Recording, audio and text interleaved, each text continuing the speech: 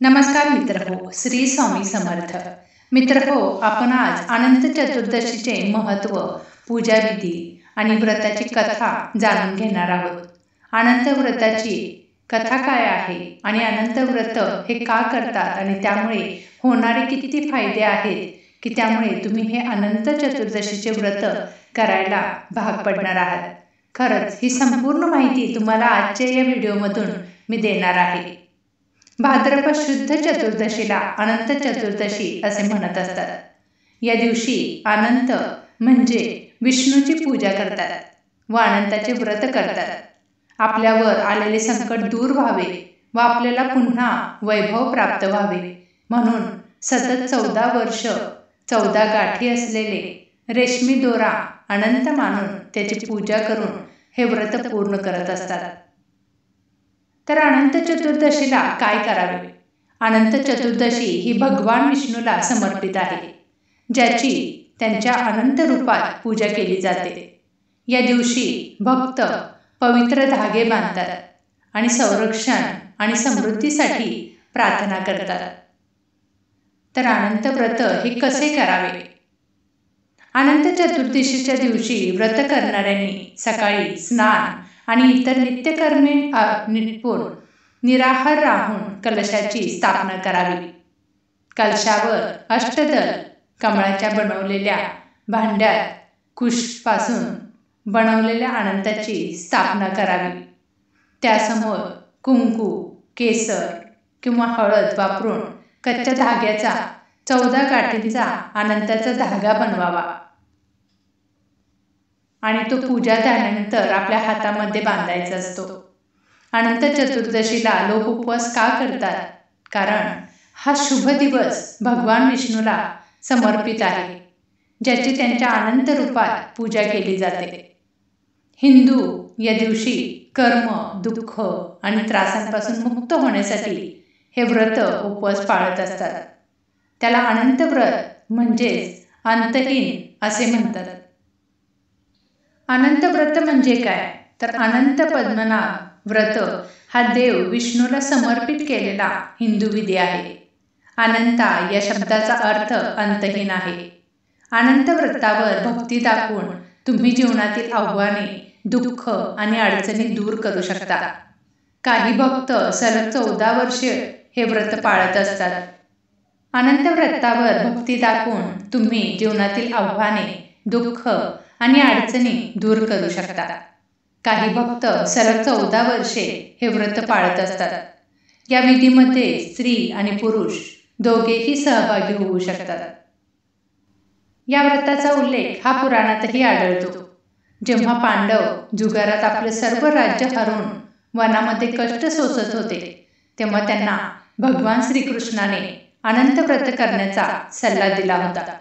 श्रीकृष्णाने युधिष्ठिराला म्हटले की जर त्याने विधीपूर्वक अनंत देवाचे व्रत केलं तर त्यांच्यावरील सारी संकटे हे दूर होतील आणि गेलेलं राज्यही परत मिळेल. श्रीकृष्णाने या व्रताचं महत्त्व सांगण्याबाबत एक कथा सांगितली, जी याप्रमाणे आहे. प्राचीन काळी सुमंत नामक एक तपस्वी ब्राह्मण होता, ज्याच्या बायकोचं नाव दीक्षा होतं. दोघांची एक अत्यंत सुंदर धर्मपारायण तसेच ज्योतिर्मयी कन्या होती, जिचं नाव सुशीला होतं. सुशीला जेव्हा मोठी झाली होती तेव्हा तिच्या आईचं म्हणजे दीक्षाचं निधन झालं. पत्नीच्या मृत्यूनंतर सुमंतने कर्कशी नावाच्या स्त्रीशी दुसरा विवाह केला आणि सुशीलाचा विवाह सुमंत कौंडिन्य ऋषीसोबत लावून दिला. पाठवणीच्या वेळी कर्कशाने जावयाला काही विटा आणि दगडाचे तुकडे बांधून दिले. कौंडिन्य आपल्या बायकोसोबत त्याच्या आश्रमाकडे निघाले. रस्त्यात संध्याकाळ होऊ लागली आणि ऋषी नदी किनारी संध्यापूजा करू लागले. या दरम्यान सुशीलाने पाहिलं की खूप महिला एकत्र येऊन कोणत्या तरी देवाची पूजा करत आहेत. सुशीलाने त्या महिलांना विचारले की कोणत्या देवाची प्रार्थना करत आहात? तेव्हा त्यांनी सांगितलं की त्या भगवान अनंताची पूजा करत असून या दिवशी त्यांचं व्रत करण्याचं फार महत्त्व आहे. व्रताच्या महत्त्वाबाबत ऐकल्यानंतर सुशीलाने या व्रताचं अनुष्ठान केलं आणि 14 गाठींचा धागा आपल्या हातात बांधला आणि ऋषींजवळ आली. कौंडिन्य यांनी तिच्या हातातील धाग्याबाबत विचारलं. तेव्हा तिने सांगितलं. ऋषींनी हे बांधण्यास नकार दिला आणि तो पवित्र धागा काढून अग्नीत टाकला. त्यानंतर त्याची सर्व संपत्ती नष्ट झाली आणि ते दुःखी राहू लागले.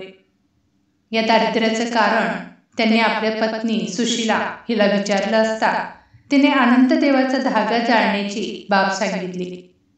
पश्चाताप करत ऋषींनी अनंत धाग्याच्या प्राप्तीसाठी वनात जायचं ठरवलं. जंगलामध्ये अनेक दिवस भटकून ते निराश होऊन जमिनीवर कोसळले. तेव्हा अनंत भगवान प्रकट झाले आणि म्हणाले की हे कौंडिन्य, तू माझा तिरस्कार केलास, त्यामुळे तुला हे कष्ट भोगावे लागले. तू दुःखी झालास, पण आता तुला पश्चाताप झाला आहे, त्यामुळे मी तुझ्यावर प्रसन्न आहे. आता तू घरी जाऊन विधीपूर्वक अनंत व्रत कर. 14 वर्षांपर्यंत हे व्रत केल्यास तुझं दुःख दूर होईल. तुला धनधान्ययुक्त संपत्ती प्राप्त होईल. कौंडिन्य यांनी तसंच केलं आणि त्यांना सर्व दुःखातून मुक्ती मिळाली. श्रीकृष्णाच्या आज्ञेनुसार युधिष्ठिराने अनंत देवाचं 14 वर्ष विधिवत व्रत केलं आणि त्या प्रभावाने पांडव महाभारताच्या युद्धात विजयी झाले आणि चिरकाल त्यांनी राज्य केलं. त्यानंतर अनंत चतुर्दशीचं व्रत हे प्रचलनात आलं. अशा रीतीने अनंत चतुर्दशीची कथा ही प्रचलित आहे. अनंत चतुर्दशी या दिवशी आपल्याला काय काय करायचं आहे ते आपण या व्हिडिओमधून पाहिलं आहे. अनंत व्रताची कथा काय आहे ते सुद्धा आपण या व्हिडिओमधून पाहिलं आहे. आणि अनंत चतुर्दशी ही भगवान विष्णूला समर्पित आहे. त्यांच्या अनंत रूपात पूजा केली जाते.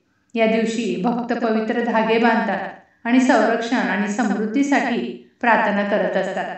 म्हणून या दिवशी आपल्याला भगवान विष्णूंना प्रसन्न करण्यासाठी आपल्याला विष्णू सहस्त्र नामावली या दिवशी बोलायची आहे. आणि विष्णू भगवान आणि लक्ष्मी देवीची आपल्याला विधिवत पूजा करायची आहे. या दिवशी विष्णू सहस्त्र नामावलीला विशेष महत्त्व आहे. म्हणून अनंत व्रताची कथा करून त्याचा धागा आपल्या हातामध्ये बांधावा आणि हा धागा पुढच्या अनंत चतुर्दशीपर्यंत आपल्या हातामध्ये ठेवावा. ते जर शक्य नाही झाले तर तो आपल्या कपाटामध्ये बांधून ठेवावा. अशा रीतीने आपण अनंत व्रत हे नक्की करावे. अनंत व्रताचे फल हे आपल्याला 100 पटीने भेटत असते. म्हणून हे अनंत व्रताचे पूजा आणि व्रत करण्यात चुकू नये.